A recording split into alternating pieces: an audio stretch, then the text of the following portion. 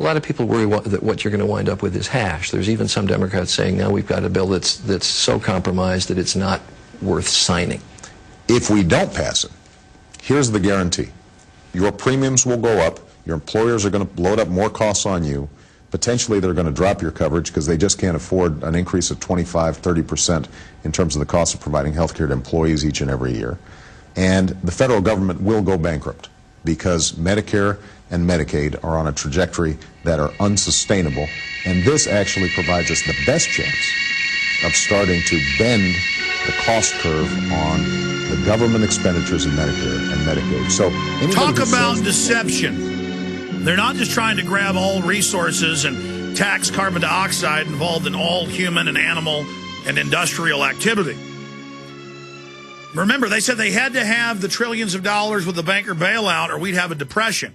Then they said, oh, we're going to keep the money and not tell you where it went. And now we're going to have a bankrupt government if we don't raise all the taxes and cut your Medicare and Medicaid. See, once the bankers get you dependent, they then start increasing the taxes and cutting back the domestication feed, the chicken feed. They're done feeding the hog. You've been fattened up. Now they're going to eat you. And going back to William F. Jasper of the New American Magazine, and Alex Newman also writes for the New American Magazine in Copenhagen. We just got the bad news from Alex, and I respect his view, but I want to get your view. Monckton is saying they're not going to call it a treaty, so they don't have to ratify it in different nations, but that it's going to bring the bureaucracy in to start all the taxes, but that they won't get everything they asked for, but that they're having somewhat of a success here. He was talking about the Danish text and other things.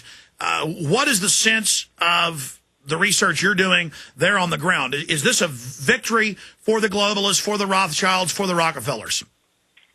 Well, Alex, I can go by my past experience. I've been at enough of these summits. It's the same at every one of them. You have all of this ambition, everything coming into it, and they got all the leaders of the world, and already as they start the summit, there's bickering over text. You have all these different bracketed texts. You'll hear them talking about bracketed text. That's because different parties to the treaty have all different kinds of ideas about whether to put reductions at 10% or 20% or 50% in our contributions for reparations at how many billion one. So there's all these differences of opinion as to how much they're going to tax us to death and how fast, and those types of things that the one-worlders and the leftists just can't get all their ducks in a row. And, of course, all the reparations don't go to starving Africans for the deadly carbon dioxide. No, it all goes to Maurice Strong. Right. It always goes to the dictators and the bankers and those who are running the show.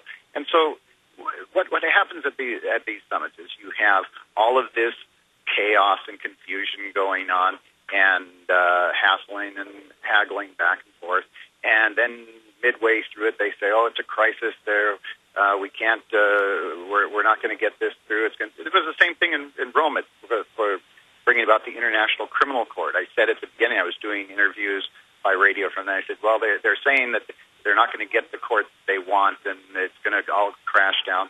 So what they do is they start putting on the pressure, and they start bringing in all the big guns. At that time, Bill Clinton and all the other. So it's a shake and bake operation. It's like making pancakes out of a box. They use reverse psychology of getting everybody there, building up expectations, then saying, too bad we failed. So then all the smaller parties want to sign on to feel like they were part of history. Right. Just watch here. They're going to be saying, you'll be seeing this. They'll say, the world is watching. We have to do this. The world is calling on us. We've let this go for all these years, Kyoto and all of this stuff since Rio in '92. It's time. This is the time. That's what they've been saying here, So they start putting the pressure on. That's that's the pressure that you can see. Behind the scenes, they're doing all kinds of bribing and arm twisting about all these countries that owe debt and all these that want to get access to new debt. So they're buying off and bribing all the politicians and whatnot. And so by the end of the day on Friday or early Saturday morning, I believe they're going to announce an agreement. It's not going to be what they want, and of course, it's not something that would pass muster in the U.S. Senate, even as bad as the Senate is right now. But what they want to do, what they know they have to do, is get an agreement that they can that will be qualify as what they call soft law. I first started writing about this back in 1990, and then after the Earth Summit, because they started announcing, they said, well, soft law, it's not really a treaty. It doesn't really have teeth in it, but the teeth are hidden way back there, and pretty soon we'll start adding institutions to it, and all of the judges and the attorneys and the politicians will keep talking about it, how we have this commitment and we have this obligation, and pretty soon it will become customary law, international law, and then we'll start adding other institutions onto it. And here's my biggest issue, exactly. I mean, you're getting really stunning information from William S. Jasper, and I got to get you back on once you get back in the U.S. on a landline to go over all this. But how then does the NGOs and Schwarzenegger come in? Because he's saying, we're going to have a governor's meeting, a city's meeting, I'm going to head it for the UN. The UN says, yes, you are, and that we'll just bypass Congress. I mean, that is seditious. Schwarzenegger, I mean, this guy... It's completely subversive. I mean, he's taken an oath to the U.S. Constitution as well as to the California Constitution, and he's totally subverting the whole constitutional process and violating his oath. It's completely contrary to our whole system and ethic of government. So, what they're doing is in this whole process, just like creating these stakeholders in civil society, it's really a form of the old Soviet in the Soviet Union. They had these Soviets, that's where they got it from, these circles, these Soviets, where they would bring the communists, bring together the doctors and the lawyers and the students and the intellectuals and all, and none of these people really represented all the rest of the intellectuals or the doctors or the lawyers or the... It's gangs. It's gangs they decide to give power who literally operate as their agents. Yes, and so that's what they're doing here. It's a total farce, only it's a very deadly one. And there's all of this. What's at stake here is, of course, not just the trillions of dollars. I wrote a story recently. We're talking about here at the conference of $100 billion of reparations for the North to pay the South. But UNEP, the United Nations Environmental Program, calls for $45 trillion as the debt, and Ban Ki-moon said 20 trillion. So. And by the way, I'm sure you've seen this, but Ban Ki-moon gave an L.A. Times article interview, and he said, we will enforce global governance on you, whether you like it or not. These guys are really getting arrogant. Oh, totally. As everything we've discussed here shows, they don't believe they have to allow anyone to voice any other opinion, have any other representation here. They totally are going to... they would have kept us out if they could have. They've tried almost every time I've gone. I've been covering at the United Nations for nearly 30 years, covering many of these UN summits, and almost every time they try to keep me out.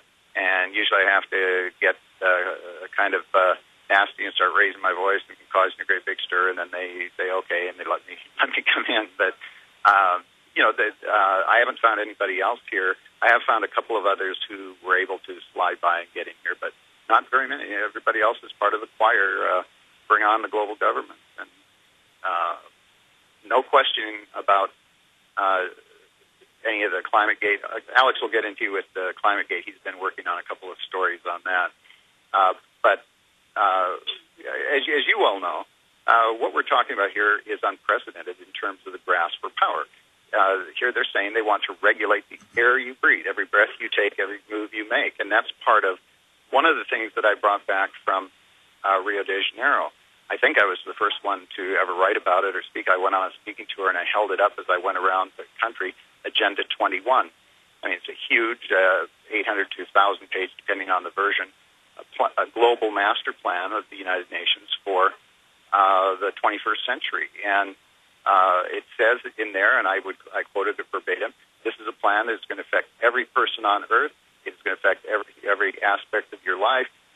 We have plans here for businessmen and students and doctors and lawyers and farmers and ranchers and manufacturers and steel workers. They list every possible person and occupation. They say this is going to affect every part of the planet, from deserts to tundra to forest to prairies to mountains to streams and lakes and ponds and virtually everything. But I mean, that is the issue now, is that before it was global government, but they were covert. Now they come out and say, we run the whole planet, humans are bad, we want to bankrupt industrial societies, and if you try to come to our meetings, we beat you up. I mean, these are open tyrants. They know they're tyrants.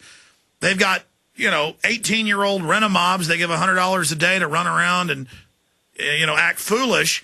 But here it is. But William F. Jasper, in your decades of fighting these people, do you see us beginning to gain momentum, the pendulum beginning to slow in its swing towards tyranny? That's why they're trying to come out in the open now and force it and finish their agenda, because major cracks in the foundation of their system are appearing? Or are you more pessimistic?